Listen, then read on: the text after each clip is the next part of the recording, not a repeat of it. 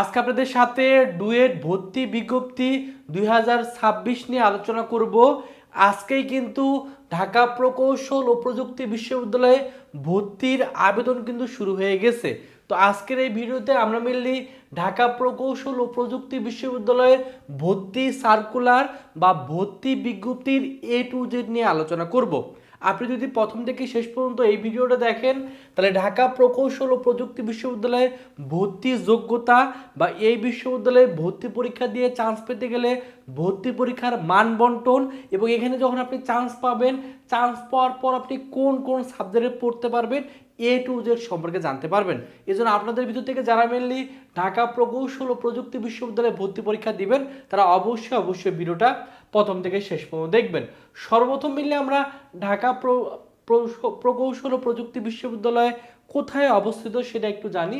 এটা কিন্তু অবস্থিত হলো ঢাকার গাজীপুরে অবস্থিত এবং এই যে বিশ্ববিদ্যালয়টা এটা কত সালে স্থাপিত হয়, এটা কিন্তু 1980 সালে স্থাপিত হয় এবং এর ক্যাম্পাসটা 23 একর অবস্থিত এবং এখানে আবাসিক হলের ব্যবস্থা আছে। অর্থাৎ আপনি যখন এই বিশ্ববিদ্যালয়ে চান্স পাবেন তখন হলে থেকে আপনার পড়াশোনার কিন্তু সুযোগ সুবিধা আছে।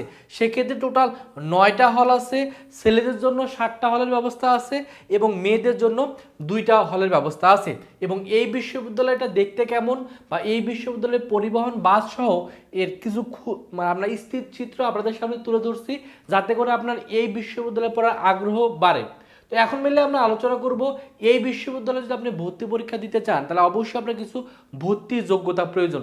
তো কি কি ভর্তি যোগ্যতা প্রয়োজন, প্রথমে যদি একটু আসন নিয়ে আলোচনা করি, এখানে টোটাল 750টি আসন আছে। তার মানে আপনাদের ভিতর থেকে টোটাল 750 জন শিক্ষার্থী এখানে কিন্তু চান্স পাওয়ার সুযোগ পাবে।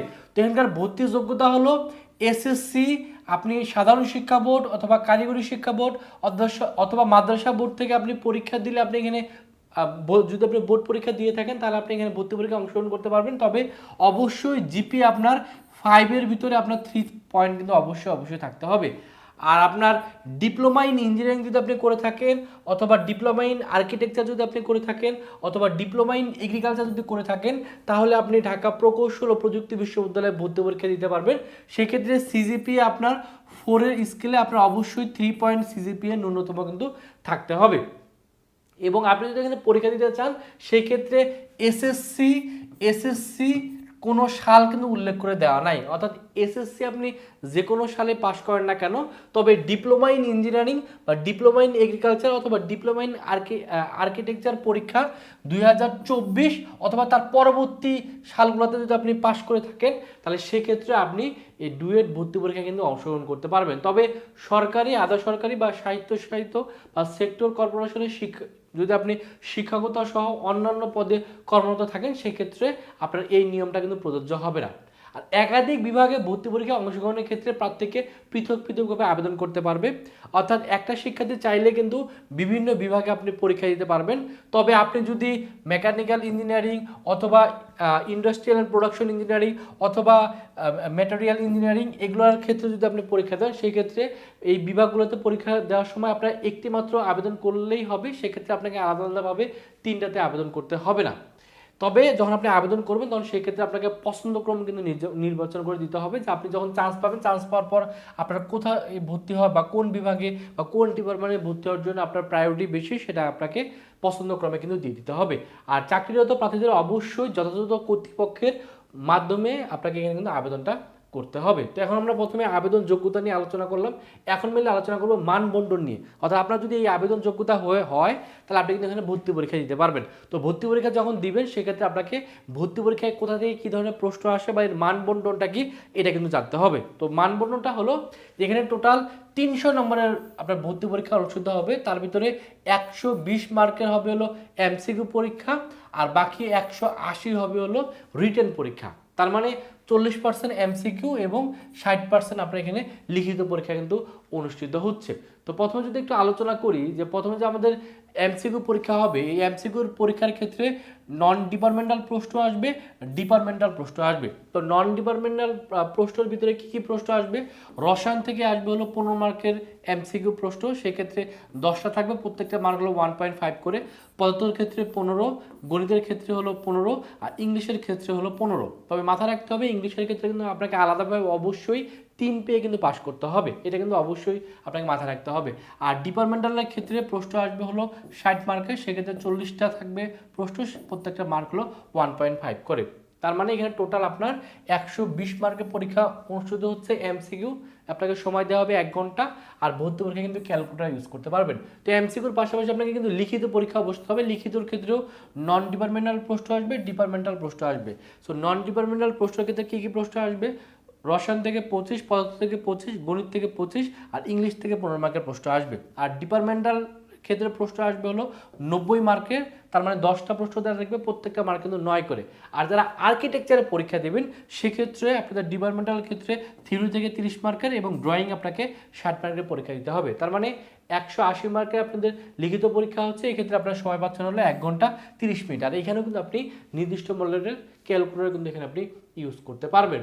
এখন মিলে আলোচনা করবো আপনি যখন এখানে চান্স পাবেন, চান্স পাওয়ার পর আপনি কোন কোন সাবজেক্ট এখানে পড়তে পারবেন।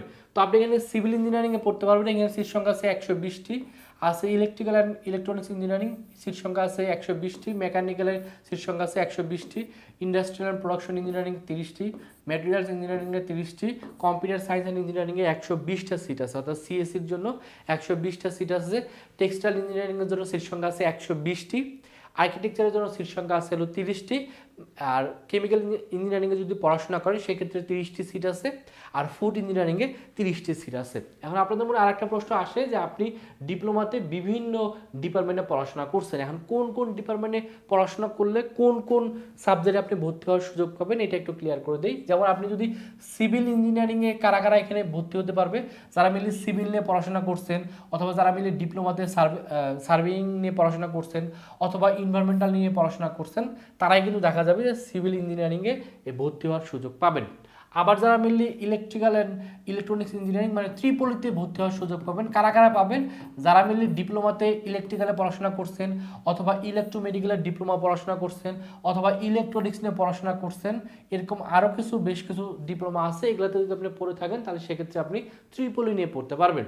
এখন মেকানিক্যাল, ইন্ডাস্ট্রিয়াল বা মেটেরিয়ালস এই যে সাবজেক্টগুলো আছে, এখানে কিন্তু মেকানিক্যালের সিট সংখ্যা কত? মেকানিক্যাল আছে 120টা, আর বাদবাকিগুলোতে 30টা করে সিট আছে। তার মানে এখানে টোটাল সিট সংখ্যা আছে কয়টি? এখানে টোটাল সিট সংখ্যা আছে 3, 3, 6, 180টি সিট আছে। এই 180টি সিটে কারা কারা ভর্তি হতে পারতেছে? মেকানিক্যালের শিক্ষার্থীরা ভর্তি হতে পারবে, পাশাপাশি যারা পাওয়ার নিয়ে পড়াশোনা করছেন ডিপ্লোমাতে তারা ভর্তি হতে পারবেন, যারা রিফ্রিজারেশন নিয়ে পড়াশোনা করছেন তারা ভর্তি হতে পারবেন, অটোমোবাইল নিয়ে যারা পড়াশোনা করছেন তারা, সিরামিক, গ্লাস এই সাবজেক্টগুলো নিয়ে যারা পড়াশোনা করছেন ডিপ্লোমাতে তারা কিন্তু এই 180টা সিটে ভর্তি হওয়ার সুযোগ পাবেন। তারপর সিএসসিতে কারা কারা ভর্তি হওয়ার সুযোগ পাবেন?